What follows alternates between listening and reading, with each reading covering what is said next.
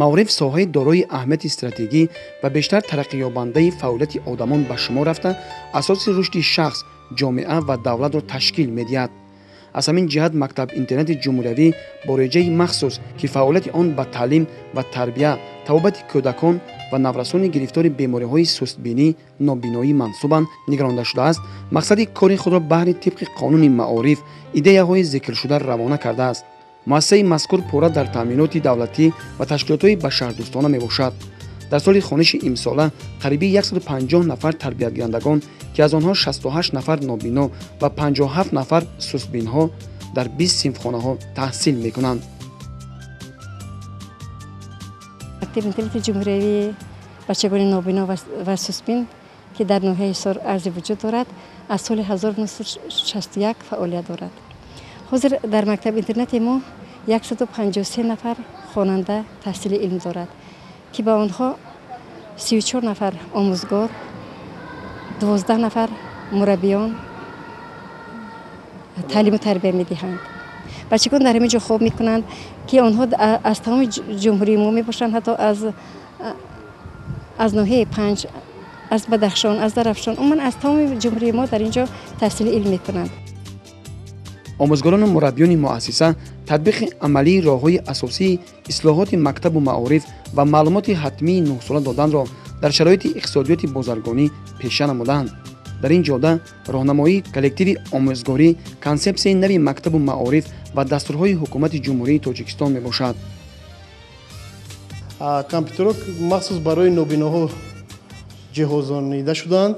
барномаи махсуси гӯёи ҷоз аст ки нобиноҳо аз он истифода мебаранд ва он информатсияе ки дар дохили компютер ҳаст, аз он огаҳ мешаванд. ҳамон функсияҳое ки компютер амалӣ мегардонад, онҳоро ба ҳазур амалӣ мегардонанд, кадом функсияи дилхоҳи худашонро. баҳрҳол яъне ҳамин кори компютер онҳо мешунаванд ва аз он ба ҳазур истифода бурда ҳам метавонанд.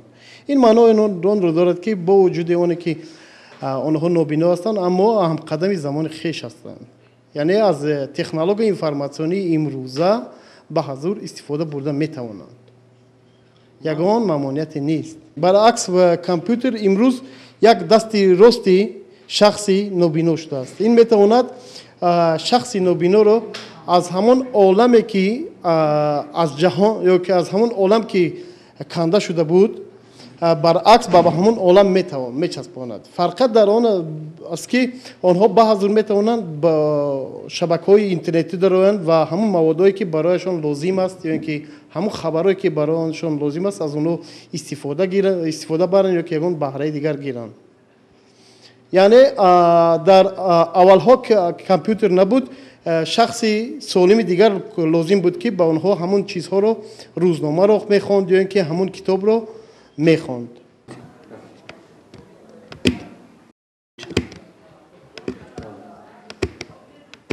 бинандагони азиз, ҳар як талаба бо чунин нуқтагузорӣ аз тарафи рост ба тарафи чап менависад. баъдан варақро гардонда ҳар як нуқтаҳои зеркардаашро бо ҳамин усул мехонад. яъне бо зер кардани нуқтаҳо онҳо ҳарфро меомӯзанд. хуб, маълимаи муҳтарам, мехостем дар бораи ҳамин гузоштани нуқтаҳо ва омӯхтани ҳамин талабагон каме маълумот медодед. вақте ки ба мо кӯдакони хурдсолро мебиёранд, мо пеш аз ҳама ба онҳо барои он ки ҳиссиёти дасти кӯдак бедор шавад, мо аввал аз донагиҳо истифода мебарем. дар ин ҷо аз лӯбиё, нахӯд ва мош, метавонем гандум, бринҷро истифода барем. ба назди кӯдак рехта мо аз кӯдак хоҳиш мекунем ки ҳаминҳоро ҷудо кунад. ва вақте ки ҳис мекунад ки инаш лӯбиё аст, инаш нахӯд аст ва инаш мош, камакак ҳиссиёти даст бедор мешавад. баъд аз ин аз анин тахтача истифода мебарем. бо анин доначаҳо менависад. навиштани 6 нуқта, аввал чизе ки мо ба кӯдак ёд медиҳем, навиштани 6 нуқтаро вай бояд ёд гирад ва ҷогиршавии ҳамин нуқтаҳоро вай бояд ёд гирад. ки ҳамин 6 нуқта ягон чӣ дорад? ягон ҳарф дорад? Не, ҳарф надораду, нуқтаҳо дорад. Мана ин нуқта якум, ба дуюм, сеюм, чорум, панҷум, шашум. Бояд ҷойгиршавӣ ҳамин нуқтаҳои кӯдак донад, чунки ҳарфҳои ино аз нуқтаҳо иборат аст. агар ҳаминро донист, кӯдак метавонад ки ҳарф нависад. Ман инҷа якум нуқта ки монд, ин ҳарфи А мешавад. وقتی که ما میگیم که حرف ب مینویسیم یکم و دوم کودک الکی میداند میتواند نویسد که یکم از دو دانچه استفاده میبرد.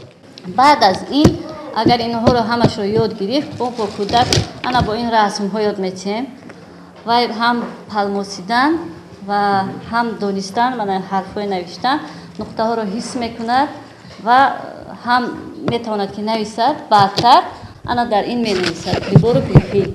بعد انمی پریبور گریفلی ما هم از 6 نقطه عبارت است. چون در این تختچه است فقط این کلانتر برای کودک آسان‌تر. اینجا هم 6 نقطه است. حرفای ما از همین عبارت است، از همین نقطه ها عبارت است. بعد آهسته آهسته خواندن نوشتن را و حسیات دست که بیدار شد کودک میتواند نویسد، میتواند خواند. ما بسیار رسم ها داریم و میتواند گل را حس کند. اساساً با ما همین حسیات دست بیدار کردن است. حسیات دست بیدار شد خواندن میتواند، نوشتن هم میتواند. طلبه که باری اول واردی مکتب میشود در چند وقت میگذارد که از خود کند؟ هست کودکی که تیز ذهنش تیز یاد میگیرد. اصلا با ما هستند از روی کسل چشمشون قبول کنیشون به نهایت سوستم هستند. هر خیلی قبول میکنن. خیلی هستند کودکای ما تیز قبول میکردگیم داریم لیکن قبول میکردگیم داریم و از کسل باست. معلمان خیلی خوب داریم. معلمان خیلی خوب، معلم استوقف، معلم نومانوف، معلم قربان و پروینه و دیگران میباشند که به خوانندگان تعلیم و تربیت میدهند. مثلا مربیان پیشقدم ما و گل محمدیف، المدین و دیگران خیلی با بچگان از سحر تا بیگاه با آنها سر و کار دارند که حتی بچگان وقتی در اینجا خفت و خیز میکنند مربی شبانه داریم، 3 تا طبیب داریم. آنها به خوانندگان همه طرفه نگاهبینی خیلی خوب میکنند. تربیتگرندگان از جهت سر و لباس، مواد خوراکه، اشیاء خوانش و با کتاب‌های درسی تامین می‌باشند. تربیتگرندگان در 9 عائله تقسیم کرده شدند و یک اتحاد علاهده متدی را تشکیل می‌کنند. عجب است تو زیبا کوهسارت، پر از دور کوهساری آبشارت.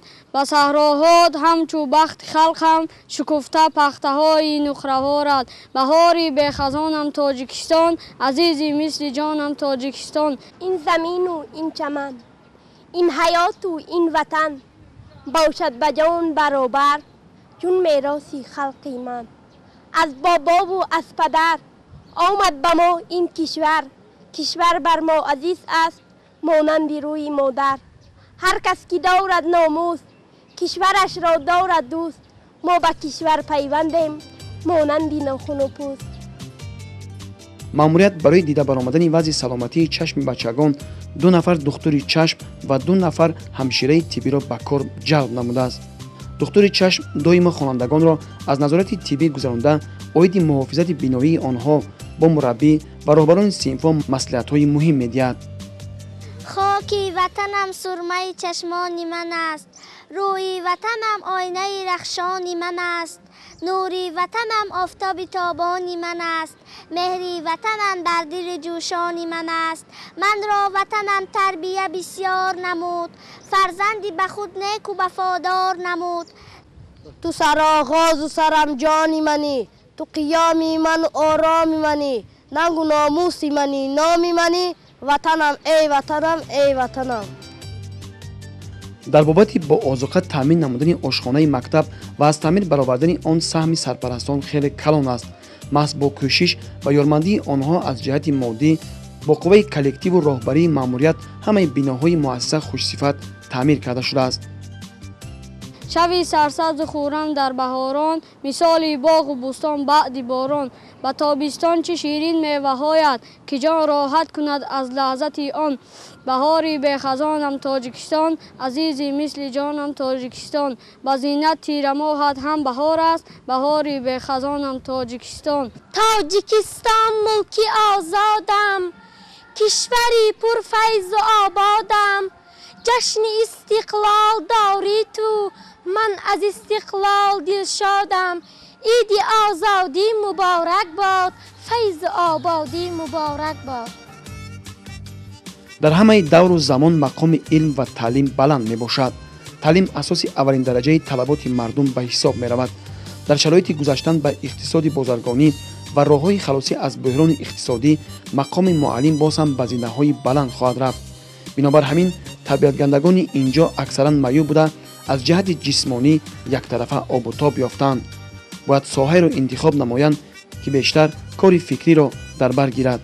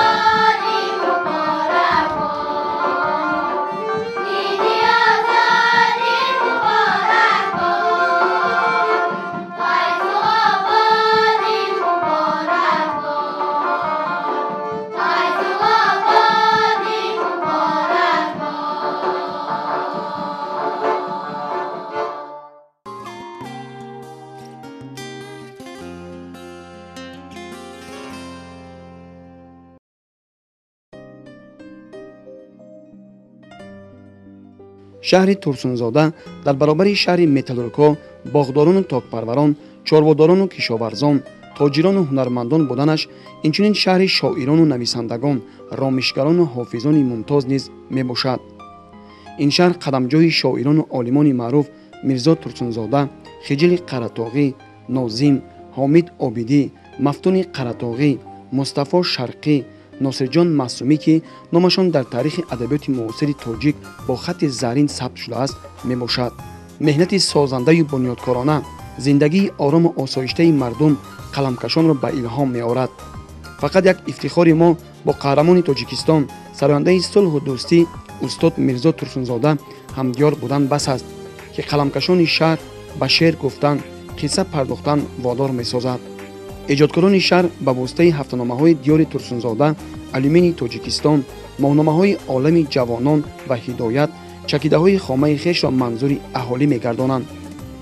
یک چند نفر ایجادکاران محصول کلک خود را در نشریات وطنی به چاپ رسانده پیشکش هواداران نظم و نثر گرداندند.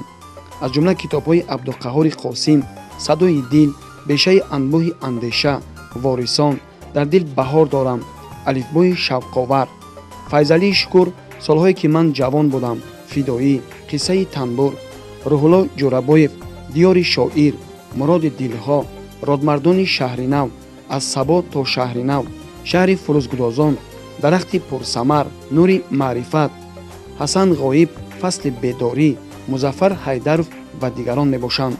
از ماه اپریل سال 2010 در شهر ترسونزاده برابری شاعر عبدالقهار قاسم محفل ادبی وارثان ترسونزاده تأسیس یافت که فعالیت آن برای دستگیری مادی و معنوی شاعران و نویسندگان، مخصوصاً شاعران نوقلم و گذاشتن زمینه برای تأسیس بخش اتفاق نویسندگان تاجیکستان در دیار شاعر روانه کرده شده است.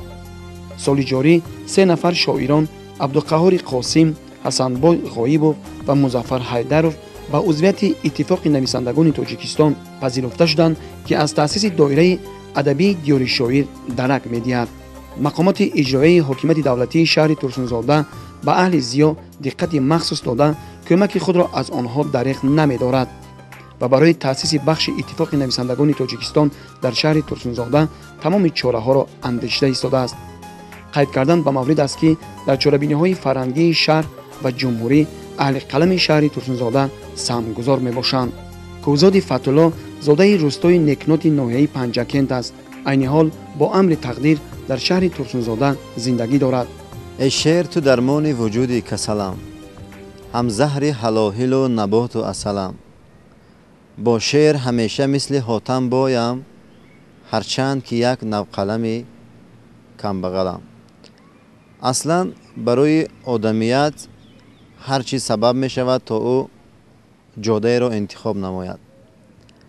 مرا نیز عشق جانسوز وجودم را می سوخت و البته این عشق وادار نمود تا من قلم به دست بگیرم و علمهای خیش را روی کاغذ آورم و البته این علمها را روی کاغذ می آورم و با همین قلب خیش را تسکین می بخشم و در عشق گاه وفا و گاه جفا و گاه خیانت و گاه دیگر عذاب فراوان است و البته همین سوختن ها و ساختن هاست که می تواند قلم را براتر کند و من از این سوختن بسیار لذت می برم، زیرا که محمد حجازی می گویند عیش شاعر در سوختن است و من هرگاهی که از عشق می سوزم و ورق سفید را سیاه می کنم واقعا لذت می برم. کوزاد فتح‌الله از ایام تحصیل در مکتب میانه به شعرگویی شوقمندی زیادی دارد.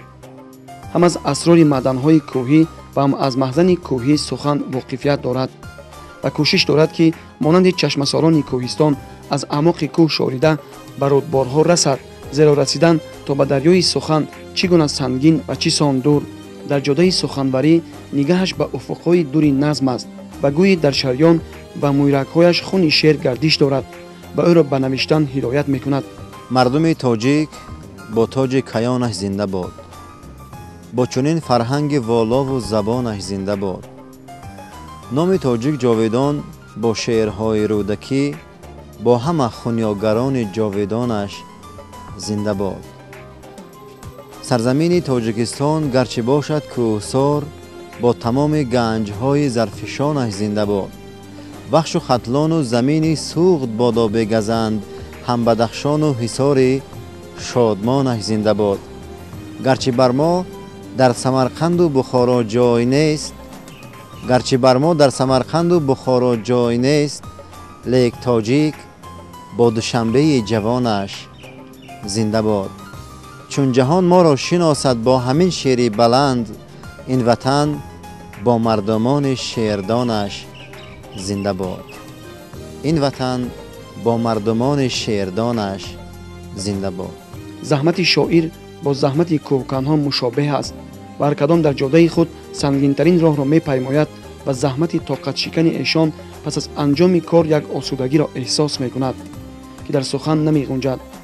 شاعری جوان به کوهی شعر روی آورده است، زیرا شعر آزادترین حوزه شناخت انسانی است، چون دیگر انواع علم قدرت کشودن عالم درون انسان را ندارد.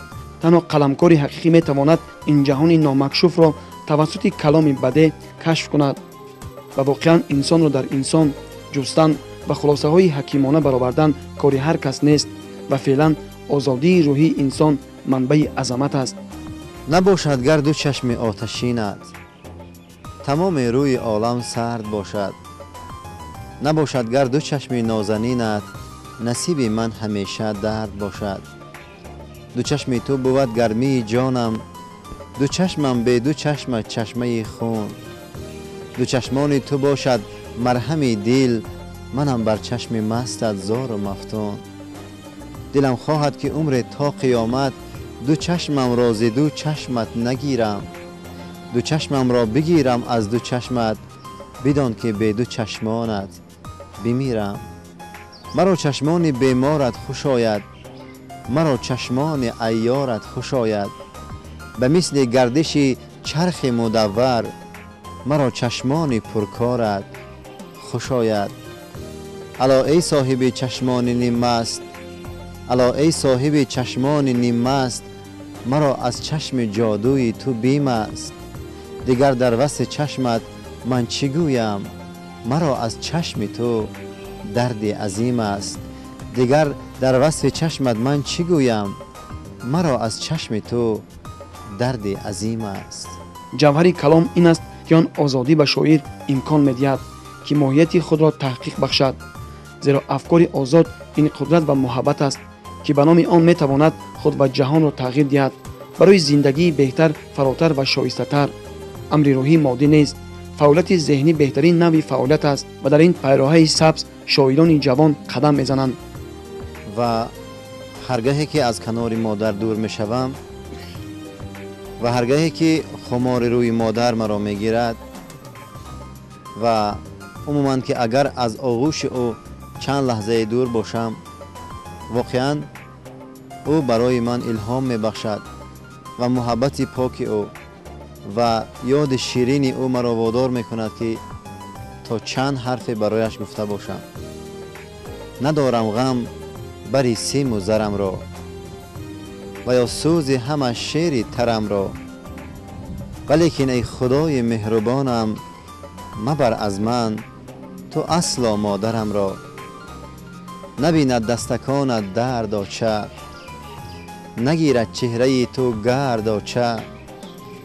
اگر که شعله رویت نباشد دلم از زندگانی سرد چه.